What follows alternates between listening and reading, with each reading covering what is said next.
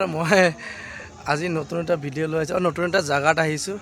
জেগাটোৰ নাম ময়ো ভাল কৰি নাজানো। তো মই এতিয়া বৰ্তমান গেটত আছোঁ।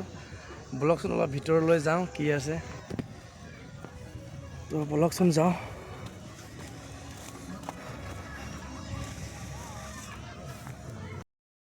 তো ফাইনেলি মই আহি পালোঁ। ইয়াতে আমাৰ মুন্না দা বহি আছে বৰ্তমান কাউণ্টাৰত। মই এখেতৰ লগত কণ্টেক্ট কৰি আহিছোঁ আৰু আপোনালোকেও আহিব পাৰিলে আপোনাৰ কণ্টেক্ট নম্বৰটো দি দিম, আপোনালোকে আহিব পাৰে। ননলি ট্ৰী বোলে জেগাটোৰ নাম। দাদা কি ইয়াতে কি কৰে? ডনেশ্যন। এইটো কি মন্দিৰৰ কাৰণে নেকি? অঁ, তো এইফালে চাওক আপোনাৰ মন্দিৰটো বনি আছে, এইফালে ডনেশ্যন। মই এতিয়া এটা শ্লিপ ল'ম ডনেশ্যনৰ কাৰণে। কেইজন মানুহ এণ্ট্ৰি কৰি দিলোঁ।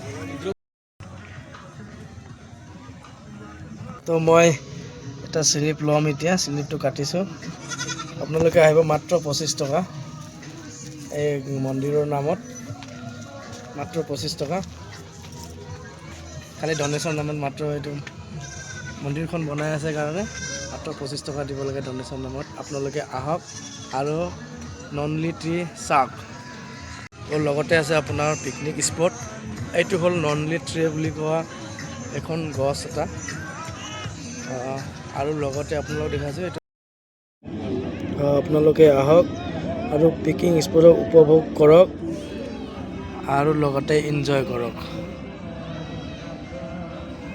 আহক চাওক কিমান সুন্দৰ, ইমান ধুনীয়া এটা পৰিৱেশ। আহক আৰু আপোনালোকে উপভোগ কৰক।